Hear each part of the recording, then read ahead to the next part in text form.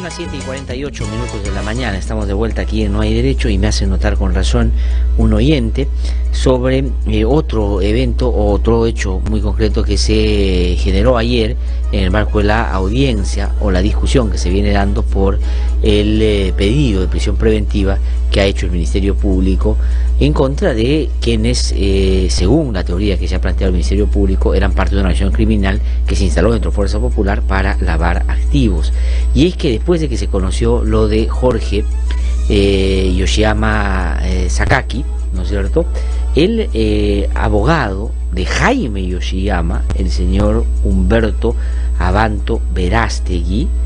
que yo creo que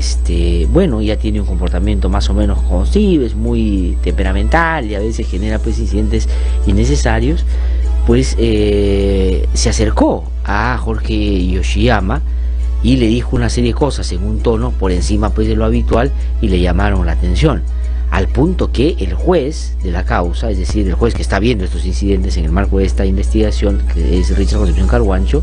ha pedido protección especial para Jorge Nagasaki Sakaki, no Jorge Yoshiyama Sakaki, porque intuye que por el incidente ayer, pero por otras cosas que entiendo se han enterado, pues están en el interés de tratar de amedrentar a un testigo fundamental, lo que sería coherente en el comportamiento de estos personajes que finalmente han hecho eso con otros testigos. Son las 7:50 de la mañana, estamos en comunicación telefónica con el doctor Víctor Cubas. Él es Víctor Cubas Villanueva, él es, como ustedes, o ha sido, como ustedes saben, fiscal, un muy buen fiscal, con una amplia trayectoria justamente en estos temas de criminalidad organizada, de derechos humanos,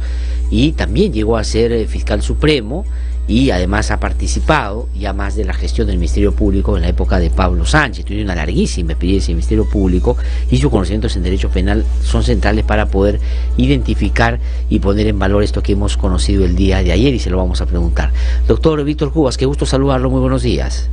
Muy buenos días, gracias, qué gusto saludar. No, el gusto es nuestro, por cierto. Quisiera preguntarle sobre la importancia, la valía, el valor, la significancia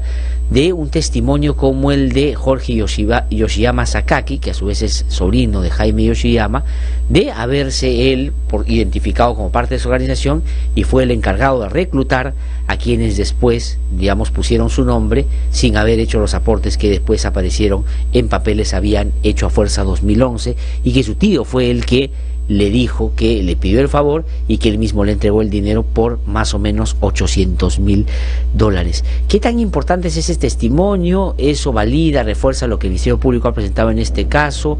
¿Cuál es su interpretación legal, por favor? Indudablemente que la declaración de una persona que está siendo imputada como parte de la organización es sumamente importante, porque lleva a corroborar uno de los aspectos de la tesis esgrimida por el fiscal. El fiscal encargado de la investigación ha planteado su tesis. En principio se ha querido desvirtuar, pero sin mayor éxito, y pasado unos días, uno mismo de los involucrados en estos hechos admite plenamente que sí ha participado en las acciones que están denunciadas por el Ministerio Público, de tal manera que ello es sumamente importante para los fines de la investigación que se viene practicando. Ahora, si es que tenemos en cuenta, porque esto hay que ponderarlo en el marco de lo que ha sido la defensa de los imputados en este caso, que inicialmente hablaron de persecución política, luego dijeron que no ha habido nada ilegal y que todo está registrado en los bancos y sobre todo declarado ante la Oficina Nacional de Procesos Electorales, y después, ya ayer salió el argumento, que es totalmente novedoso, por parte del abogado de Jaime Yoshiyama, que es el tío de quien ayer hemos conocido, ha declarado, diciendo que él fue el artífice de esta red de pitufeo, que sí recibieron dinero, pero no fue de Odebrecht, que fue de otros empresarios sobre los cuales van a más adelante hablar, que no quisieron que su nombre aparezca. ¿Qué le parece ese cambio de argumentación de la defensa? Expresa debilidad y que se ha ido como desvirtuando lo que inicialmente parecería ser su caballito de batalla en este tema. Sí, evidentemente. A lo largo de la audiencia, cuando el fiscal ha venido argumentando la imputación formulada y haciendo mención a los elementos probatorios con que contaba, se decía, y era una forma muy reiterada, de que el fiscal miente, y la principal involucrada en esos hechos salía a manifestar de que su abogada había desvirtuado los argumentos del fiscal porque todas son mentiras. Sin embargo, en ese momento ya habían elementos probatorios muy contundentes. Las declaraciones nada más nada menos que de un congresista de la República, el señor Reategui, que manifestó luego en forma pública que él había tenido que declarar la verdad porque había comprometido a su familia en estos hechos ilícitos. Pero no es todo. Hay declaración de otro congresista y ahora se viene a reconfirmar todos estos hechos con la declaración que ha hecho el señor Yoshiyama. Luego admitida, pero con el añadido de que no son fondos ilícitos, por el abogado de Jaime Yoshiyama. Pero además, sobre la forma como han introducido el dinero que inicialmente lo quisieron presentar como producto de rifas y de polladas, ya estaba completamente demostrado que no era cierto, porque hay la otra declaración que viene del empleado del señor Bertini, que ha hecho por disposición de esta persona en poses bancarios, para fraccionando el dinero para que entre a circular en forma lícita, de tal manera que las imputaciones que ha formulado el Ministerio Público están corroboradas con un alto porcentaje de probabilidad, ya no como si se tratara de una audiencia de prisión preventiva, sino más bien ya de un debate en juzgamiento. Y esto ya está generando certeza de que los hechos han ocurrido. De acuerdo, es decir, se ha sobrepasado la exigencia para un incidente como la prisión preventiva en términos de los elementos de convicción. Pero quería, doctor Víctor Cubas, preguntarle por otro extremo de la novedosa defensa de ahora Keiko Fujimori y de Jaime Yoshiyama. Jaime Yoshiyama, según su abogado, dice que los aportes no eran de Odebrecht sino de otros sobre los cuales van a tener que dar los nombres. De hecho, que lo van a hacer. Eso habrá que ver en qué termina. Pero lo segundo es que nada tuvieron que ver Keiko Fujimori, Ana Gers, ni Pierre Higari, ni la señora Tarazona en todas estas tratativas. ¿Eso qué, desde el punto de vista de la defensa, pretendería y qué tan viable en términos, o tan atendible en términos legales o judiciales es a favor de Keiko Fujimori? Mi apreciación es que ante la contundencia de los hechos y la corroboración que viene presentándose ya casi en un grado de certeza de que los hechos han ocurrido, van a tratar por todos los medios de que ya se venía haciendo, de sostener que la responsabilidad en el campo penal es individual, que si han habido acciones que podrían ser ilícitas, eso corresponde a acciones de personas que no comprometen en nada a la jefatura del partido. Y esas no son sino lecciones aprendidas de otro grupo político, en que el jefe se ha salvado de todas las acusaciones que se le ha hecho y las imputaciones las han tenido que asumir otras personas de menor nivel en la organización política, de tal manera de que ahora están ensayando eso ante la contundencia de los hechos y ante la posibilidad de que quede plenamente acreditada la tesis del fiscal. Entonces hay que tratar de salvar la responsabilidad penal, señalando que los hechos han ocurrido conforme está demostrado, pero que nada tiene que ver determinadas personas y que las responsabilidades sean asumidas como acciones individuales de las personas que ahora están señalando que realizaron estos actos, ¿no? Ahora, pero digamos, hay elementos también con los cuales cuenta el Ministerio Público y que han sido confirmados y reiterados por sus principales protagonistas, como la entrega de dinero que dice Jorge Barata haber hecho a Jaime Yoshiyama y a Augusto Bedoya en una casa que se ha podido identificar y por cierto se ha podido avanzar en poder caracterizar cómo y en qué circunstancias se produjo esa entrega. Además, Marcelo Odebrecht dijo que efectivamente le habían dado una plata a Keiko y cuando él dice auméntale 500 más a Keiko, eso significó que finalmente le dieron dinero. Y todo ese dinero no era para Jaime Yoshiyama, no era para Augusto Bedoya, no era para que el señor Yoshiyama sobrino solamente pitufiara porque se les ocurría. Esa plata estaba destinada a una campaña política que generaba unos gastos que, digamos, también usufructuaba la candidata a la presidencia, que era la principal beneficiaria. Entonces, por la cadena, me parece, en la estructura que el fiscal dice tiene pues una estructura criminal, y por otro lado, por las consecuencias prácticas de quien se benefició, hay un ineludible, me parece, vínculo con Keiko Fujimori, más allá que la defensa puede argumentar lo que bien le parezca. Indudablemente, lo que la defensa argumente es ellos tienen derecho a presentar los argumentos que consideren pertinente a su defensa, pero eso no necesariamente es cierto y eso no necesariamente desvirtúa los alcances de la investigación que se está haciendo. Y el hecho de que se sostenga que admitiendo la responsabilidad de que efectivamente ha habido la utilización de un dinero y que lo fraccionaron para ingresarlo porque superaba los límites de los aportes que podían hacer particulares, pero que es dinero lícito, que no proviene de fuente extranjera, de Odebrecht, eso es una manifestación de la defensa. La Fiscalía tiene los medios necesarios como para poder confirmar o desvirtuar los alcances de esas afirmaciones de la defensa y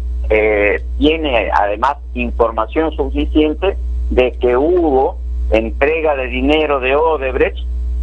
porque eso está declarado. Lo que falta es confirmar seguramente algunos aspectos, pero yo reitero de que la defensa tiene derecho a presentar los planteamientos que considere pertinente y no necesariamente eso tiene que ser verdadero. Sin duda, sin duda. Ahora, doctor Víctor Cubas, usted con la experiencia que tiene como fiscal, ¿qué le ha parecido,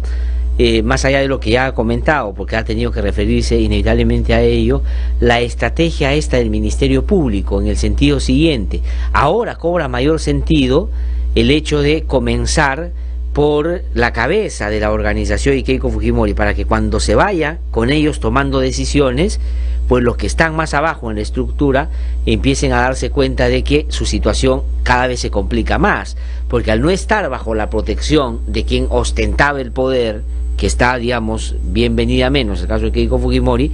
la otra gente empieza a hablar, y el hecho de que el fiscal José Domingo Pérez y su equipo hayan identificado dentro de los falsos aportantes familiares de quienes finalmente los llevaron a la situación, que lo más probable es que los terminó sorprendiendo. Solo dieron en confianza a, por ejemplo, este caso Jorge Yoshiyama, o en el caso de otros como el congresista Castro Grandes, en fin, solo porque eran sus familiares, prestaron su nombre, y que al ver involucrada a su familia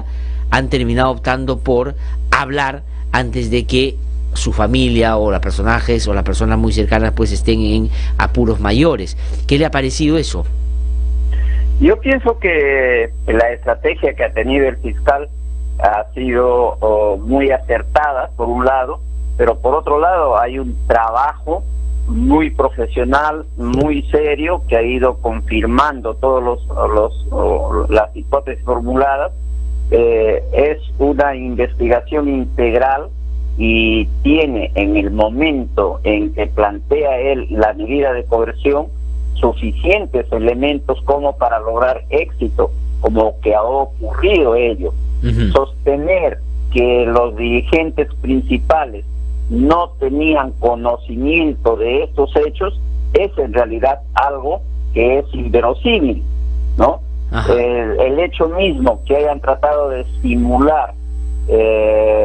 la obtención, los gastos que han hecho y esconderlos detrás de polladas o de cócteles en que los primeros participantes han sido los líderes involucrados ahora, demuestra que ellos sí tenían perfecto conocimiento y demuestra además que han sido ellos los que diseñaron esa estrategia de fraccionamiento para tratar de legalizar la utilización de esos fondos. Y eso es lo que es materia de investigación. Frente a ello pueden decir lo que crean conveniente los abogados defensores, pero la realidad de los hechos está imponiéndose. E inclusive un argumento adicional a ello es que en su afán de sostener las mentiras que venían planteando respecto a la obtención de fondos, empezaron a amenazar a testigos, sí, a los falsos aportantes, y el doctor Pérez hábilmente consiguió que se hiciera prueba anticipada con relación a un testigo importante de San Martín.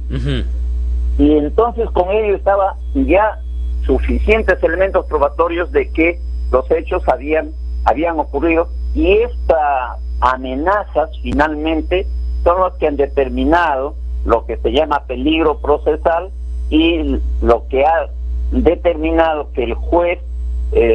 disponga la detención preventiva en relación a la lideresa del grupo político. De acuerdo. Doctor Víctor Cubas, le pregunto, ya para ir terminando, agradeciendo como siempre su participación tan interesante,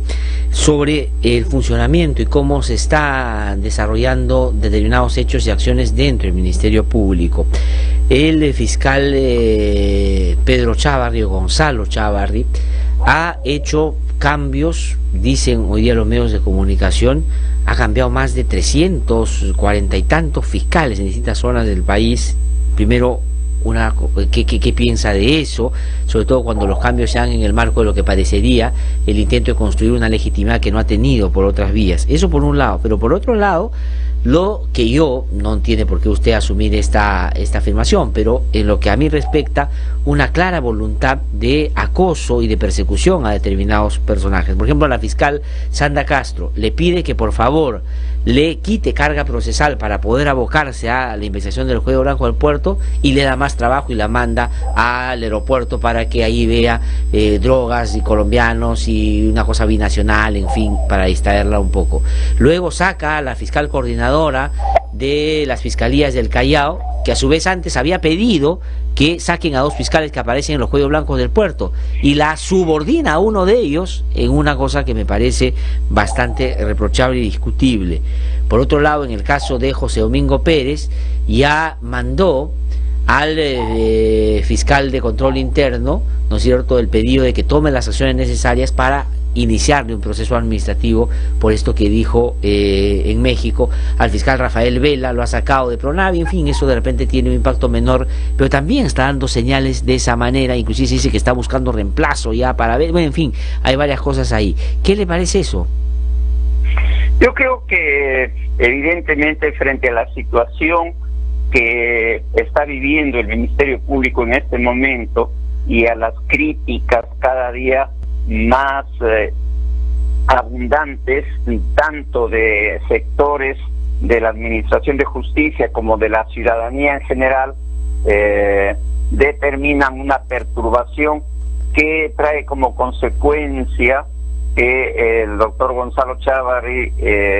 adopte decisiones que son completamente desacertadas y que demuestran que está desubicado en el ejercicio de tan importante cargo, y que realice acciones que ni siquiera en los momentos más duros de la administración de la doctora Blanca Nélida Colán ocurrieron, ¿no? El caso, por ejemplo, de no prestar apoyo a la Fiscalía Suprema Penal, que está viendo los casos de investigación contra altos funcionarios por la inhibición del mismo fiscal de la Nación, demuestra que él no tiene mayor interés en que se esclarezcan estos hechos. Eso se repite a nivel de las fiscalías provinciales que están viendo esos casos de investigación de los graves actos de corrupción. Disponer que una fiscal que tiene una investigación tan importante como la doctora Castro en el Callao vaya a un operativo a donde deben ir fiscales adjuntos de despachos que no tienen mayor carga, es poco menos que desacertado, ¿no? Y así por el estilo hay otras acciones. Disponer el cese de la fiscal Pérez porque considera que esa es su atribución, es un acto no solamente desacertado, creo que es un acto cobarde de represalia, porque estaba siendo materia de críticas por parte de la prensa y habían críticas por parte del compañero de la señora fiscal. Sí. Y eso es una actitud que demuestra que se está actuando no con la ecuanimidad que demanda el caso, sino reaccionando con el hígado frente a estas situaciones. Sí. Por otro lado, descuida en una forma ya alarmante el prestar el apoyo necesario para que los fiscales que tienen a su cargo investigaciones de esta envergadura puedan desarrollar normalmente sus funciones. Yo simple y llanamente considero que el estar afrontando tantas críticas le han producido una perturbación tal que ya sus actos no tienen ningún tipo de control, y eso es muy perjudicial para la lucha contra la corrupción en estos momentos dentro del Ministerio Público. Sí, y sobre eso, para terminar, doctor Víctor Cubas, en el caso de José Domingo Pérez, no solo, digamos, ya la tramitación de una investigación en control interno por el tema de apología o por sus declaraciones en México, sino también claramente esta iniciativa que tuvo el propio fiscal de la Nación de salir a algunos medios de comunicación, no a todos, yo aquí lo he invitado, por supuesto que venga, le doy todo el tiempo que quiera para conversar sobre estos temas, pero bueno, en fin, él toma también sus propias decisiones. Él ha venido diciendo que él en cualquier momento puede sacar a José Domingo Pérez, y que si bien es cierto, él tiene esa atribución, pues en fin, va a ver cuándo la ejerce. Eso en sí mismo ya no se constituye en una amenaza que busca generar cierto nivel de incertidumbre, no solo en el fiscal y en quienes trabajan con él, sino también en los colaboradores eficaces, en los testigos, que pueden ver esa señal del fiscal de la Nación y decir, oye, si de pronto sacan a José Domingo Pérez, yo estoy ya trabajando con él, mi testimonio, ¿no vaya a ser que después me meten problemas? Sí, evidentemente, y yo por eso sostengo que hay tal nivel de perturbación que ya no se da cuenta de la trascendencia de las decisiones que adopta. El estar hostilizando al fiscal es un acto que puede tranquilamente constituir ya un acto de abuso de autoridad, y luego de estar pidiendo que le soliciten informes y que porque no los manda, porque es imposible que pueda mandarlos dado a que está dedicado a la sustentación del requerimiento de prisión preventiva, que es un acto público y notorio, sostener que él lo que ha hecho es remitir el oficio a control interno, pero que no está pidiendo nada. Eso es en realidad una disculpa completamente pueril. El hecho que haya dispuesto remitir el documento a control interno, evidentemente que es con el afán de que le abran investigación y que le creen problemas, y con eso está obstaculizando el normal desarrollo de las investigaciones. Sí, pues. Tiene que darse cuenta el fiscal de la Nación que la importancia del cargo que tiene demanda que haya serenidad y que sus decisiones las adopte luego de un sereno análisis. Sí, pues. Las personas que ejercen función pública tienen atribuciones, pero no las pueden ejercer de cualquier manera. la Constitución y la ley establecen un marco, y quien tiene poder no lo puede ejercer de cualquier manera, tiene que ejercerlo dentro del marco estricto de la Constitución y la ley, con la ponderación que el caso requiere. Así que estar con esas bravuconadas de decir yo no voy a una citación que me haga porque yo soy su superior, o de decir yo lo puedo cambiar cuando quiera, es un acto que ni siquiera en instituciones jerarquizadas como las Fuerzas Armadas se produce, porque lo primero que hay que tener en cuenta es que la autoridad se ejerce, pero se ejerce con las limitaciones de la Constitución sin y duda, en general del orden jurídico. Sí, no, y además hay un delito que se llama abuso de autoridad y un asunto que se puede efectivamente perseguir desde esa perspectiva también. Usted la mencionó hace un rato, pero hay la impresión, siempre teniendo la posibilidad de un cargo tan relevante, jugar un papel determinante en la lucha contra la corrupción, en la lucha contra la impunidad, uno opta por ponerse más bien del lado contrario, simulando tal vez sus viejos tiempos de Blancanegra Colán, como usted ha dicho, ¿no? Creo que ha optado un poco por ese tipo de caracterización. Evidentemente, y hay acá una actitud de persecución y de hostilización. El doctor Luis Landa nada tiene que ver con lo que haga o deje de hacer el doctor Domingo Pérez, y en consecuencia no tenía por qué pedirle un informe de lo que haya manifestado en México. Por lo demás, públicamente ya se sabe que lo que ha dicho es que en el Perú hubo una guerrilla, y con eso no está haciendo apología del terrorismo, porque no está ensalzando la figura de quienes estuvieron involucrados en estos actos. Es verdad que Sendero Luminoso fue una organización criminal y que cometió actos delictivos graves como terrorismo, pero el decir que hubo una guerra civil tampoco puede constituir un delito de apología del terrorismo. Sí. Pero aún en ese caso, quien tendría que pedirle informes al fiscal es la Oficina de Control Interno, no el despacho del doctor Landa. Es evidente que él está actuando por pedido del fiscal de la Nación con el afán de hostilizar, ¿no? Un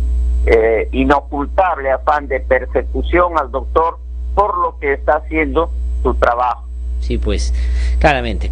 Doctor Víctor Cuba Villanueva, muchísimas gracias por haber conversado con nosotros, por tan... Gracias a usted, gracias, hasta cualquier momento. Con todo gusto, muchísimas gracias, muy amable. Ha sido el fiscal Víctor Cuba Villanueva, que digamos es un reconocido abogado penalista además, que debe haber sido fiscal una vía larga en el Ministerio Público y tiene conocimiento de estos temas y de la vida institucional del Ministerio Público. Vamos a una pausa, son las 8:18 de la mañana, regreso en un ratito.